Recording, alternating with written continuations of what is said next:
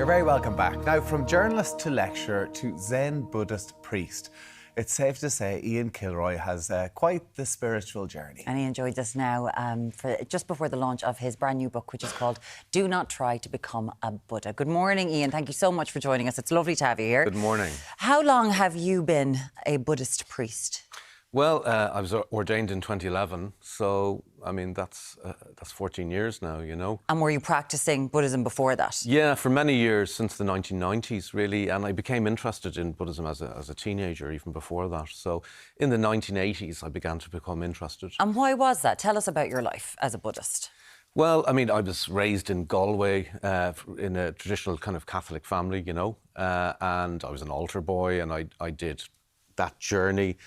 And but really, in the 1980s in Ireland, translations of Buddhist texts started to come through. So I started seeing stuff in bookshops, reading that, and becoming interested. And even just seeing pictures of Buddhist statues in encyclopedias and magazines, it was kind of communicating something silently, wordlessly, about peace, tranquility, and contentment, I suppose. You know, beautiful. So peace, content, and tranquility, are they the kind of the benchmarks that really sucked you in? Like, what is it about Buddhism that really shone a light towards you?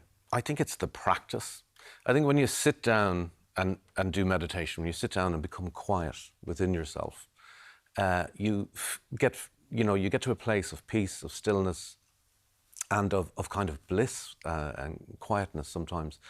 And I think experiencing that is, above all, what it's about. It's not so much what I think or what I believe, it's experiential. It's interesting that you were drawn towards this religion in the 1990s as we were seeing the breakdown of the Catholic Church in Ireland, which had had such a stranglehold. So was there an issue there? Were you searching for something in opposition to what you'd been grown up in, or was it something that that just spoke to you? And was there a community for you? Because Catholicism is still dominant in Ireland. Yeah, a great question. I mean, was I searching? Yes, I was searching.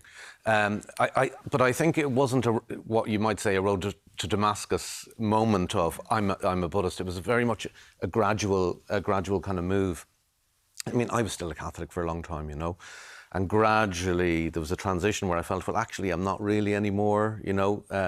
So I formally defected from the church eventually because I just thought it wasn't honest to stay a member.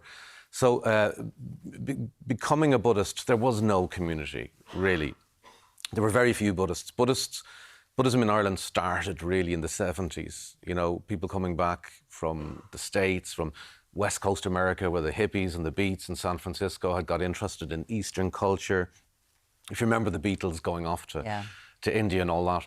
And in fact, a century before that, there was the first wave of Irish Buddhism where Irish people had gone off to Asia because we hadn't got our independence yet, so we were part of the British establishment still.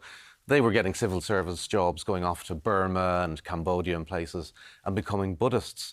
So there's a longer history than people think of Irish Buddhism, you know. What did your friends and family think? Well, I suppose the transition was so slow that they had time to get used to it, you know. I got married in a Catholic church. I mean, Zen Buddhist priests are not a celibate order of Buddhist clergy. I mean, most clergy are within Buddhism, but the Zen path isn't. Yeah.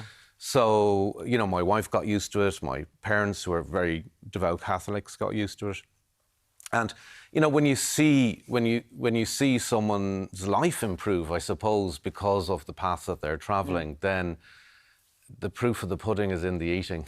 Good thing you found one that wasn't a celibate order. My God, you'd have to say goodbye to the wife. Would have been terrible. I was married already before I was ordained. How is it better? Yeah. Go on, tell us, like, what made it better? What made your life significantly improve? I think I'll always return and touch meditation. Meditation is the key. And the thing about Buddhist meditation is it's based on an ethical philosophy. It's based on deep philosophical roots. And you're nourished by this, you know, in your life. It is, you know, we're talking about a tradition that's 2,500 years old, that's been passed down generation to generation for 96 generations from the Buddha, who was a historical person 2,500 years ago. So this the wisdom tradition that represents is very, very nourishing, you know. We're living in somewhat in European society, Western society, in sort of a spiritual vacuum as certain religions have sort of fallen away. And what seems to be growing up in its stead is a wellness industry that people are sort of worshipping at the foot of, that takes an awful lot of the foundations of Buddhism and kind of commercialises them. What do you make of all of that? Yes, I think that the wellness industry has helped a lot of people, and let's give it its due. Yeah. Absolutely. I think there's also been a commodification of meditation, for example, where people are spending €3,000 to go on a weekend of meditation, and this actually is a tradition that's free. It's given away freely by people like myself, you know. I think sometimes people only value something if they have to pay a lot of money for it, you know. So the wellness industry has helped people, but it has been commodified. Mindfulness has been commodified, and it's been introduced into things like the US military, where, you know, mindfulness is allowing people to do awful things as soldiers and feel better about it. So it's been corrupted as well, outside the regular wellness industry, you know. So for boots on the ground, they would have a programme afterwards to kind of reconcile what's happened. Absolutely. And even in this conflict in the Middle East, you see mindfulness being weaponised for soldiers to kill with less conscience. It is a total perversion of the teachings, you know. Oh God, that's... Buddhism comes up a lot in my social media feeds with some really spiritual, interesting people speaking about it. One of the ones that comes up a lot is talking about compassion and how we all need more compassion compared to self-centeredness. And how they feel that if we were less self-centered in the world and more compassionate, we wouldn't see so much of the horrible stories going out in the world. Is self-centeredness the root of what's going on, the evil we're seeing in newspapers and right across the world at the moment? That is a great question. I think, you're putting your finger on something there. I think, you know, inflated ego, self-obsession, we see it on social media everywhere, is a disease. And, you know, it's not making us happy when we go out and we do things with other people. Even if you look at the revolution in sea swimming in recent years, you know, people are going out doing something that costs nothing in nature with other people, you know, and this is healing them. And to do things with other people for no self-gain, just to connect with other people, is to find a way to heal ourselves.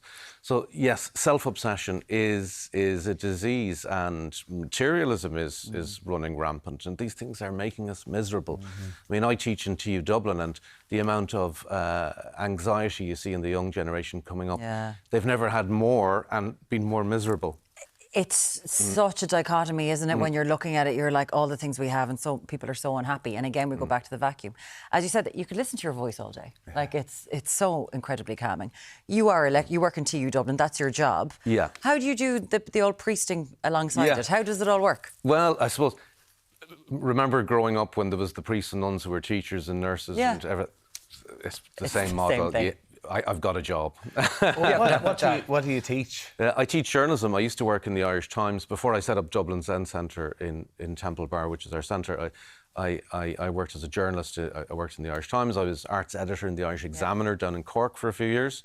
And I worked in the Sunday Tribune under Matt Cooper when he was editor for a while. So that's why you needed to get more zen. It's Matt's fault. Well, after working in journalism, that fella Cooper. I had to chill out after that. Tell us with the new book, do not try to become a Buddha.